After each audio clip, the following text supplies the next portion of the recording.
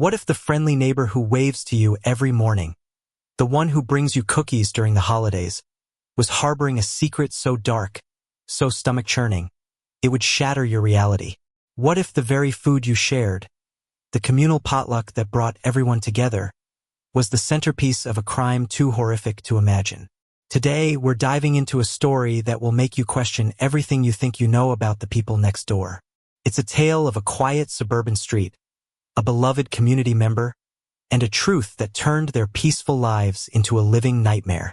Before we uncover this grim tale, do me a favor and hit that subscribe button and ring the notification bell. You won't want to miss the chilling stories we have coming up. Now, settle in, and let's travel to the once peaceful neighborhood of Meadow Creek, where something truly unspeakable happened. The sun always seemed to shine a little brighter on Meadow Creek. It was the kind of neighborhood that real estate agents dream of, a picturesque collection of well-maintained houses with manicured lawns, white picket fences, and an almost tangible sense of community. The scent of freshly cut grass mingled with the sweet aroma of blooming roses that climbed trellises, and the laughter of children playing in the streets was the unofficial soundtrack of the late afternoons. It was a place where people knew their neighbors not just by name, but by their coffee preferences, their children's latest achievements, and the little dramas that constituted their lives. It was, by all accounts, a perfect slice of suburban paradise. At the heart of this idyllic community was Mrs. Eleanor Gable, a woman whose kindness was as legendary as her garden. A widow in her late 60s, with a cloud of snow-white hair and eyes that crinkled at the corners when she smiled, Eleanor was the unofficial matriarch of Meadow Creek. Her house, a charming blue cottage with a porch swing that was rarely empty, was the neighborhood's gravitational center. She was the one you went to for a cup of sugar, a shoulder to cry on, or a piece of her famous apple pie. But more than anything, Eleanor was known for her porridge. It wasn't just any porridge. It was a recipe that had been in her family for generations. A creamy concoction that seemed to warm you from the inside out. Every few weeks, Eleanor would declare a porridge day. The announcement would spread through the neighborhood like wildfire, a ripple of excitement passing from one neighbor to the next. On porridge day, Eleanor would set up a large, steaming cauldron on a long trestle table in her front yard. The aroma, a complex and inviting blend of oats, cinnamon, and a secret ingredient no one could ever quite identify, would drift down the street, beckoning everyone to come and partake. It was more than just a meal. It was a tradition, a ritual that bound them together. Families would bring their own bowls, and Eleanor would ladle out generous portions, her smile never faltering. They would eat together, sitting on her lawn, on the curb, or on the porch swing, sharing stories and laughter. The porridge was a symbol of their unity, a tangible representation of the warmth and camaraderie that defined Meadow Creek. No one ever thought to question it. Why would they? It was a gift from Eleanor, a gesture of her boundless generosity. The last porridge day had been particularly special. It was the weekend of the annual Meadow Creek Summer Fair, and the atmosphere was even more festive than usual. The entire neighborhood had turned out, from the newly married Hendersons at the end of the block to old Mr. Abernathy, who rarely left his house. The porridge, as always, was delicious. It was richer, more savory than usual, with a depth of flavor that had everyone asking for seconds, and even thirds. Eleanor had beamed with pride, her cheeks flushed with pleasure at the compliments. "Just a little something extra I added this time," she'd said with a wink, her secret ingredient remaining, as always, a secret. For days afterward, the residents of Meadow Creek had felt a sense of contentment, a lingering warmth that they attributed to the communal joy of the day. They had no idea that what they had consumed, what they had savored with such relish, was the beginning of a nightmare that would unravel their perfect world. The first sign that something was amiss came a week later. It was a Tuesday morning, and the neighborhood was enveloped in an unusually foul odor. It was a sickly sweet, cloying smell that seemed to cling to the back of the throat. At first, people dismissed it. A dead animal in the storm drain, perhaps, or a problem with the sewer lines. But as the day wore on, the stench intensified, becoming an oppressive presence that seeped into their homes, tainting the air they breathed. By evening, it was unbearable. It was Tom Henderson, a young father of two and the self-appointed head of the neighborhood watch, who finally decided to investigate. He, along with his neighbor, Mark, a burly construction worker, followed the smell, their noses leading them inexorably towards the one place they never would have suspected, Mrs. Gable's charming blue cottage. As they approached, the odor became almost suffocating. It seemed to be emanating from the back of the house, near the detached garage. They called out her name, their voices laced with a growing unease. "Mrs. Gable? Eleanor? Are you there?" There was no answer, only the buzzing of an unusually large number of flies congregating around the garage door. A knot of dread tightened in Tom's stomach. He and Mark exchanged a worried glance. They knew they shouldn't, but they had to. Something was terribly wrong. Mark, using his considerable strength, managed to force the lock on the side door of the garage. The moment the door creaked open, they were hit with a wave of stench so powerful it made them gag. They covered their noses and mouths with their shirts, their eyes watering. The garage was dark, the only light filtering through a grimy window. As their eyes adjusted, they began to make out the shapes inside. What they saw would be seared into their memories forever. The source of the smell was immediately apparent. In the center of the garage, there were several large, industrial-sized freezers, the kind used in restaurants. One of them was slightly ajar. But it wasn't the freezers that held their horrified gaze. It was what was on the large wooden workbench against the far wall. On the bench, amidst a collection of disturbingly large knives, cleavers, and a meat grinder, lay what was unmistakably human remains. For a moment that stretched into an eternity, they stood frozen, their minds unable to process the macabre scene before them. The idyllic image of Meadow Creek, of friendly neighbors and communal porridge, shattered into a million pieces. The air, thick with the smell of death, seemed to suck the very breath from their lungs. Then, the full, horrifying realization of what they had been eating, what they had been feeding their children, crashed down upon them with the force of a physical blow. The secret ingredient in Mrs. Gable's famous porridge was not a rare spice or a family heirloom. It was something far more sinister. It was human flesh. The screams that tore from their throats echoed through the once peaceful streets of Meadow Creek, a harbinger of the darkness that had been lurking beneath the surface of their perfect world all along. The porridge of Meadow Creek would never be spoken of with warmth and nostalgia again. It would forever be a byword for a horror they had unwittingly, and with great appetite, consumed. The arrival of the police shattered the carefully constructed tranquility of Meadow Creek in a way that the foul odor never could. The flashing red and blue lights painted surreal, strobing patterns on the pristine houses, turning the familiar street into a nightmarish landscape. Yellow police tape, stark and jarring against the manicured lawns, cordoned off Eleanor Gable's blue cottage, transforming it from a symbol of community warmth into a grotesque monument to an unspeakable crime. Neighbors, drawn from their homes by the commotion, stood in huddled, whispering groups, their faces a mixture of confusion, fear, and a dawning, sickening comprehension. The children, usually so full of life and laughter, were silent, their wide eyes reflecting the flashing lights, sensing the profound and terrible shift in the atmosphere of their world. For Tom Henderson and Mark, the nightmare was far from over. They were the ones who had made the gruesome discovery, and they were the first to be questioned by the detectives who arrived on the scene. They sat in the back of a police car, the doors left open to the humid night air, and recounted their story in halting, trembling voices. They described the smell, their growing concern for Mrs. Gable, and the horrific scene they had uncovered in her garage. Every word they spoke seemed to solidify the horror, to make it more real, more undeniable. When they finally got to the part about the porridge, about the entire neighborhood having eaten it for days, a wave of collective nausea seemed to pass through the assembled officers.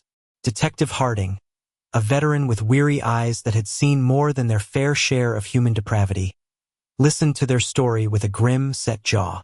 He had been a cop for 25 years, and he thought he had seen it all. But this was something new, something that twisted the very fabric of his understanding of good and evil. He looked at the faces of the neighbors gathered on the street, their expressions of disbelief slowly contorting into masks of horror as the truth began to ripple through the crowd. He knew that the investigation ahead of him would be unlike any other. This wasn't just a murder investigation. It was an investigation into a crime that had, in a deeply disturbing way, made victims of an entire community. As the forensic team, clad in white hazmat suits, began their grim work in Eleanor's garage, the full extent of the horror began to come to light. The industrial-sized freezers were filled with carefully packaged and labeled cuts of meat. But these were not cuts of beef or pork. They were human. The workbench was a charnel house in miniature, with tools that spoke of a chilling efficiency and a complete disregard for the sanctity of human life. In the house itself, in the seemingly cozy and welcoming kitchen, they found a large, commercial-grade stove and a cauldron big enough to cook for 100 people. And in the pantry, next to the sacks of oats and the jars of cinnamon, they found the secret ingredient. A small, unlabeled jar containing a fine, grayish powder that they would later identify as ground human bone. The question that hung heavy in the air, a question that was on the lips of every detective, every forensic technician, every horrified neighbor, was, where was Eleanor Gable? Her car was still in the driveway, her purse was on the kitchen table, and there was a half-finished cup of tea on the counter. It was as if she had simply vanished into thin air. Had she been a victim herself? Or was she the architect of this monstrous deception? A seemingly sweet old lady who had been feeding her neighbors something straight out of a horror movie? As the night wore on, the news spread beyond the confines of Meadow Creek. News vans, with their satellite dishes and glaring lights, descended on the neighborhood, turning their private nightmare into a public spectacle. Reporters, hungry for a sensational story, shoved microphones in the faces of the distraught residents, their questions blunt and intrusive. How does it feel to know you've been eating human flesh? Did you suspect anything? Who do you think she was cooking?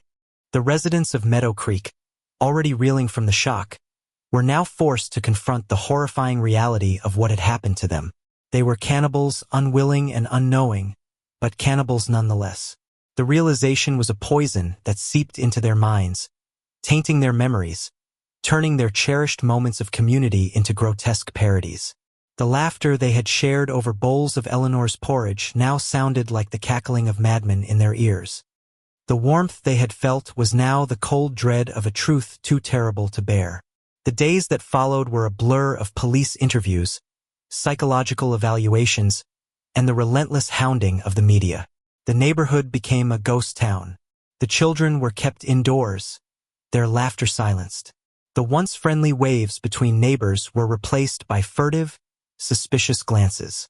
The sense of community, the very thing that had defined Meadow Creek, was gone, replaced by a pervasive atmosphere of fear, disgust, and betrayal. Every conversation, every interaction was strained, shadowed by the unspoken horror that now connected them all. The investigation into the identity of the victims was a slow and painstaking process. The remains in Eleanor's freezers were from multiple individuals, and it would take time to identify them through DNA testing. The police put out a call for missing persons reports, and the list was chillingly long. As they began to cross-reference the reports with the evidence they had, a disturbing pattern began to emerge. The victims were not random strangers. They were people from the surrounding towns, people who had, for one reason or another, found themselves on the fringes of society. A homeless man who used to panhandle near the highway, a runaway teenager who had been living on the streets, a lonely widower who had recently moved to the area and had no family to speak of. They were people who would not be missed, at least not right away. People whose disappearance would not raise any immediate alarms. And then, they made a discovery that sent a fresh wave of revulsion through the already traumatized community. Among the remains, they found the DNA of a man who had lived in Meadow Creek, a man who had mysteriously disappeared a few months prior. His name was Mr. Abernathy, the quiet, reclusive old man who lived at the end of the street. His house had been on the market for weeks, the real estate agent telling everyone that he had decided to move to a retirement community in another state. No one had questioned it. No one had thought to check on him. He was a loner, and in a community as tightly knit as Meadow Creek, His solitude had made him an outsider. And now, they knew the horrifying truth of his disappearance. He hadn't moved away. He had ended up in Eleanor Gable's freezers and in their porridge bowls. The realization that one of their own had been a victim was a devastating blow. It brought the horror home in a way that the anonymous victims had not. They had not only eaten human flesh, but they had eaten one of their neighbors. The man they had nodded to on the street, the man whose overgrown lawn they had complained about, had been served to them by the kindly old woman they had all trusted and adored. The grim tapestry of Eleanor Gable's crimes was becoming more intricate, more horrifying with each new thread that the investigators uncovered. And the question of her whereabouts loomed larger than ever. Was she a monster hiding in plain sight? Or was she, too, a victim of a darkness that had taken root in their perfect suburban paradise? The answer, they feared, would be more terrifying than they could ever imagine. The Porridge of Meadow Creek was no longer a symbol of community. It was a testament to a betrayal so profound, a secret so dark, that it would forever haunt the lives of those who had unwittingly partaken in its gruesome feast. The search for Eleanor Gable was no longer just a missing persons case. It was a hunt for a monster who wore the guise of a sweet, grandmotherly figure, a monster who had turned their idyllic neighborhood into her own personal slaughterhouse and dining room. The investigation had just begun, but one thing was already terrifyingly clear. The nightmare in Meadow Creek was far from over. The psychological fallout in Meadow Creek was as potent and pervasive as the physical stench that had first alerted them to the horror in their midst. The neighborhood, once a vibrant tapestry of interconnected lives, was now a fractured and haunted landscape. The residents were no longer just neighbors. They were fellow survivors of a trauma so bizarre and grotesque that there was no frame of reference for it. They were the people who had eaten human porridge, and that label, whispered in news reports and sensationalist headlines, had become their defining characteristic. Therapists and grief counselors, provided by the city, set up a temporary clinic in the community center. The sessions were filled with people struggling to reconcile the image of the kind, benevolent Eleanor Gable with the monster she had been revealed to be. They spoke of their guilt, a gnawing, irrational guilt for having enjoyed the porridge, for having asked for seconds, for having fed it to their children. They spoke of their anger, a white-hot rage at the woman who had so thoroughly betrayed their trust. And they spoke of their fear, a deep, primal fear that the world was not the safe, predictable place they had believed it to be. The children were the most affected. Their nightmares were filled with images of Mrs. Gable, her kindly smile twisted into a malevolent grin. They refused to eat, their appetites gone, their trust in the food set before them shattered. The once joyful sounds of their play were replaced by an eerie silence. The streets of Meadow Creek, once their playground, were now a place of whispered secrets and unseen threats. The investigation, meanwhile, had hit a wall. Eleanor Gable had vanished without a trace. Her bank accounts were untouched, her credit cards unused. There was no sign of a struggle in her house, no indication that she had been taken against her will. It was as if she had simply ceased to exist. The detectives, led by the increasingly weary Detective Harding, were forced to consider the chilling possibility that she was not a victim, but a perpetrator who had managed to orchestrate a clean and calculated escape. As they delved deeper into Eleanor's past, a picture began to emerge that was far more complex and disturbing than they could have imagined. They learned that she had not always been the sweet, grandmotherly figure she had presented to the world. She had grown up in a rural, isolated community, the daughter of a butcher who had a reputation for being a cruel and abusive man. He had taught her the tools of his trade, and she had, by all accounts, been an unervingly adept student. They also discovered that her husband, the late Mr. Gable, had not died of a heart attack, as the official records stated. He had disappeared under mysterious circumstances, his body never found. At the time, Eleanor's grief had been so profound, her distress so convincing, that no one had ever suspected foul play. Now, the detectives were not so sure. They began to exhume old, cold cases, looking for patterns, for connections to the woman who had become the most unlikely and terrifying serial killer in the state's history. The media frenzy surrounding the case refused to die down. The Porridge lady, as she was now known, had become a national obsession. Her face, a benign, smiling photograph taken at a neighborhood potluck, was plastered across every television screen, every newspaper, every website. The story was a ratings goldmine, a perfect storm of suburban horror, cannibalism, and a seemingly sweet old lady who was actually a monster. The residents of Meadow Creek were hounded relentlessly, their grief and trauma treated as a form of public entertainment. The Hendersons, who had been at the forefront of the discovery, were particularly targeted. Their house was constantly surrounded by news vans, their children photographed on their way to school.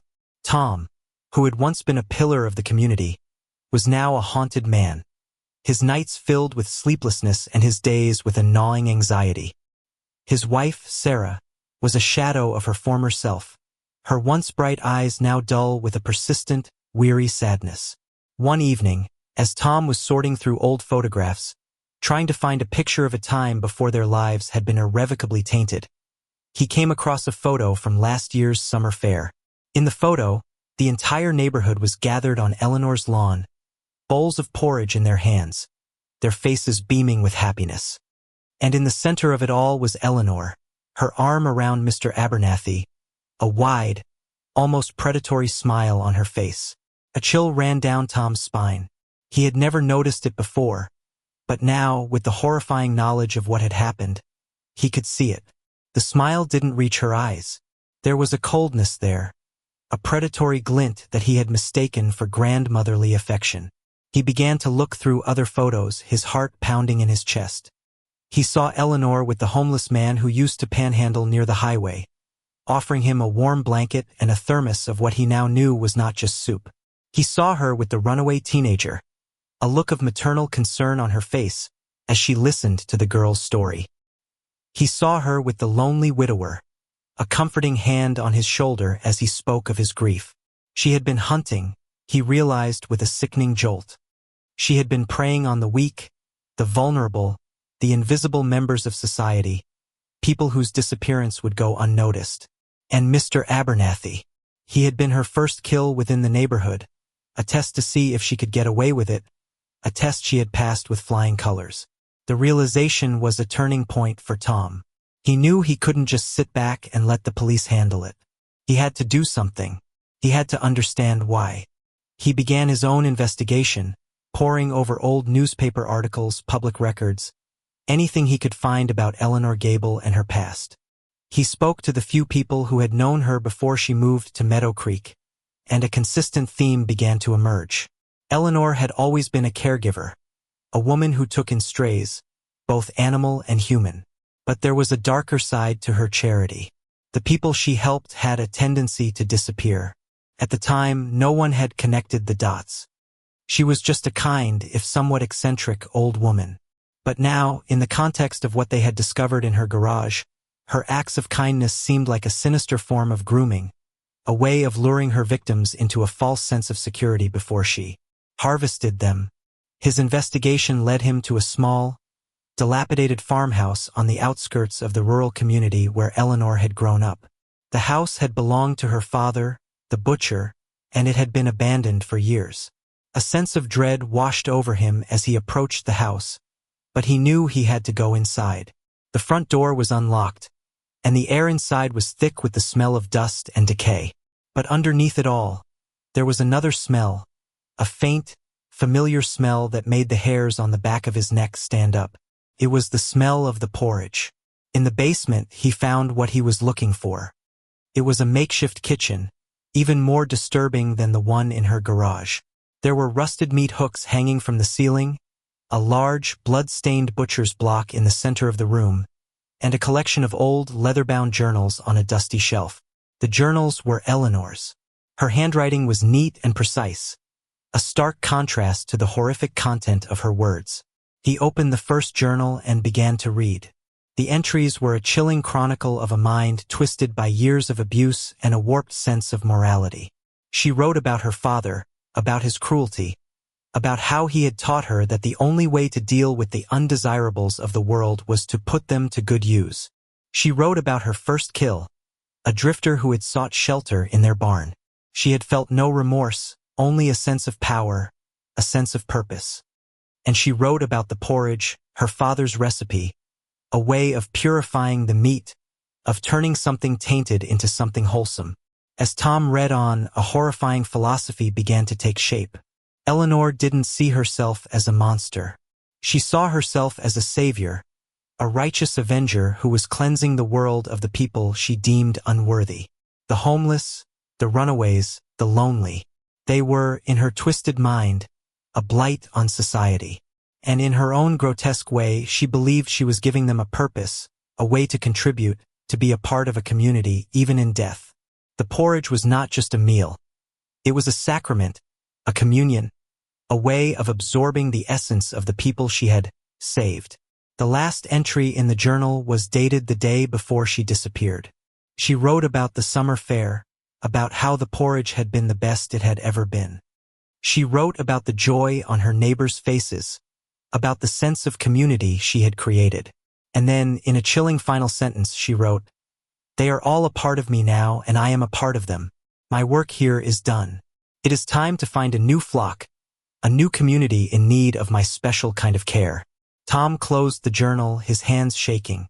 He finally understood. Eleanor Gable was not just a serial killer. She was a missionary of a macabre and twisted faith, and she was still out there, looking for her next congregation. He knew he had to take his findings to the police, but a part of him knew it was already too late. The ghosts of Meadow Creek would not be laid to rest until the porridge lady was found. And as he drove away from the abandoned farmhouse, he couldn't shake the feeling that he, and his entire neighborhood, were now a part of her gruesome legacy, forever bound by the secret they had unwittingly consumed, a secret that would forever haunt their dreams and poison their memories. The nightmare was far from over, and its tendrils were reaching far beyond the once peaceful streets of Meadow Creek. The discovery of Eleanor Gable's journals sent a shockwave through the investigation, re-energizing the hunt for the fugitive and providing a terrifying glimpse into the abyss of her psyche. The media, which had been on the verge of moving on to the next sensational story, descended on Meadow Creek with renewed vigor. The journals, with their chilling blend of homespun philosophy and homicidal methodology, were a treasure trove of lurid details, and they were leaked to the press with an almost gleeful alacrity. The world was now privy to the innermost thoughts of the porridge lady, and the public's fascination with her reached a fever pitch. For the residents of Meadow Creek, the revelations in the journals were a fresh hell. They were now forced to confront the fact that they had not just been fed human flesh, but that they had been unwitting participants in a twisted, pseudo-religious ritual.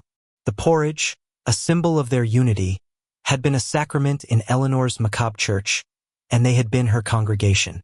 The knowledge was a violation of the soul, a spiritual defilement that was, in many ways, more horrific than the physical act of cannibalism.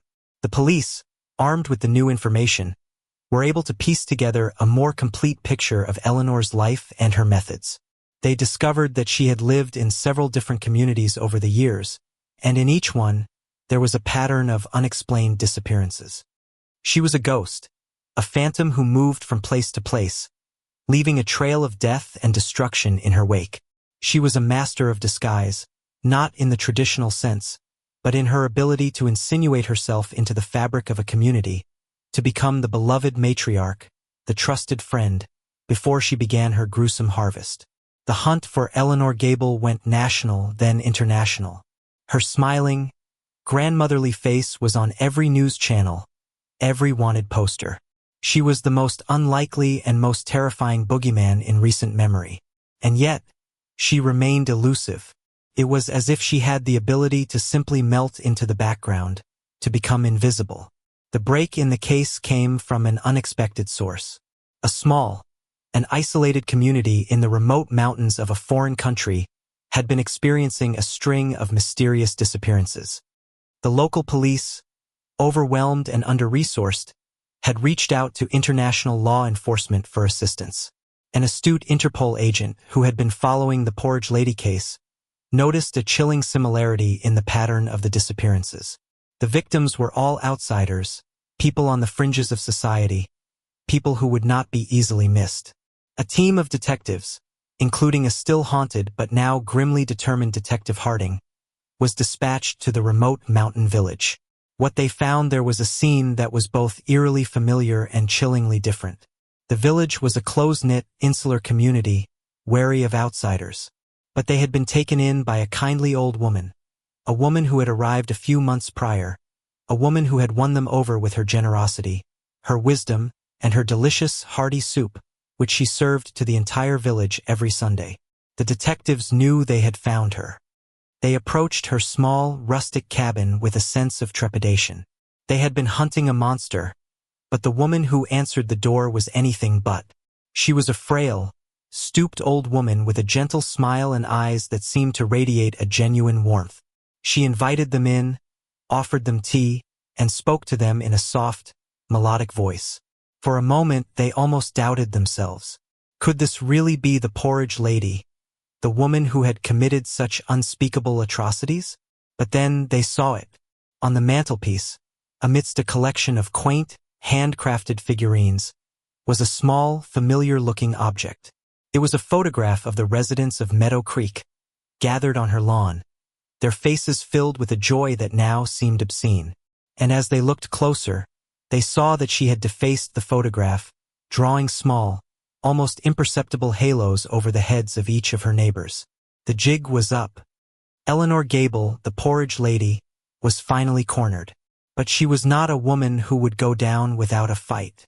She had been preparing for this day, and she had one last, horrifying surprise in store for her pursuers. As the detectives moved to arrest her, she calmly informed them that they were too late. She had served her special soup to the entire village just that morning, and the main ingredient had been the local priest, a man who had been missing for a week. The revelation was met with a stunned, horrified silence. The detectives, who had been so focused on capturing the monster, had walked right into her final, most audacious act of culinary terrorism. The village, which had been her sanctuary, was now her last supper, and she was the high priestess of a feast of unimaginable horror. The trial of Eleanor Gable was a media circus. The courtroom was packed with reporters, psychologists, and the morbidly curious, all eager to get a glimpse of the woman who had become a global symbol of evil. She sat in the defendant's box, a picture of grandmotherly placidity, a serene smile on her face as the horrific details of her crimes were laid bare. She showed no remorse, no guilt, no emotion at all, other than a faint, almost pitying look she occasionally cast at the jury, as if they were children who simply couldn't understand the importance of her work. Her defense team, a group of high-powered lawyers appointed by the state, tried to argue that she was insane, that she was a victim of a traumatic childhood, that she was not responsible for her actions. But the prosecution, armed with her journals, painted a picture of a cunning, manipulative, and utterly ruthless predator who knew exactly what she was doing. They argued that she was not insane, but evil, a woman who had a warped, but internally consistent, philosophy of life and death. In the end, the jury agreed. Eleanor Gable was found guilty on multiple counts of murder, kidnapping, and a host of other charges that seemed woefully inadequate to describe the true nature of her crimes. She was sentenced to life in prison without the possibility of parole, a sentence that she accepted with the same serene smile she had worn throughout the trial. For the residents of Meadow Creek, the verdict was a hollow victory. The monster was caged, but the scars she had left behind would never fully heal. The neighborhood was no longer the idyllic paradise it had once been. The house prices had plummeted, and many of the original families had moved away, unable to live with the ghosts of what had happened there. The ones who remained were bound together by a shared trauma, a dark secret that would forever be a part of their history. The Porridge of Meadow Creek was never spoken of again. The tradition, once a symbol of their community, was now a source of shame and revulsion. The blue cottage where Eleanor Gable had lived and cooked was eventually torn down, but its absence was a constant reminder of the darkness that had once resided there. The world, for the most part, moved on.